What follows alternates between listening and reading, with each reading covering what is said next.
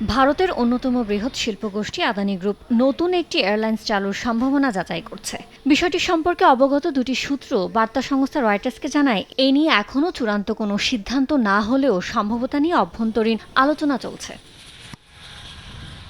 এর মাধ্যমে আগের অবস্থান থেকে সরে আসার ইঙ্গিত দিচ্ছে আদানি গ্রুপ।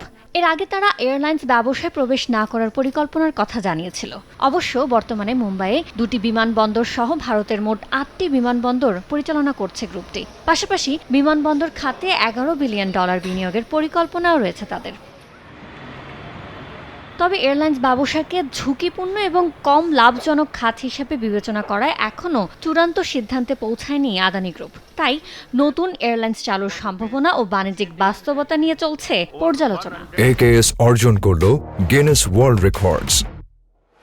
AKS সূত্রগুলোর দাবি, গত বছরের বিমান দুর্ঘটনার পর এয়ার ইন্ডিয়াকে ঘিরে বাড়তি নজরদারি এবং ইন্ডিগোর পরিচালনাগত সমস্যার কারণে ভারত সরকার ব্যক্তিগতভাবে আদানি গ্রুপ সহ কয়েকটি বড় শিল্পগোষ্ঠীকে নতুন এয়ারলাইন্স চালুর বিষয়ে বিবেচনার আহ্বান জানিয়েছে। গত ডিসেম্বরে ইন্ডিগোর পরিচালনাগত জটিলতায় ভারত জুড়ে বিমান চলাচলে ব্যাপক বিঘ্ন সৃষ্টি হয়েছিল।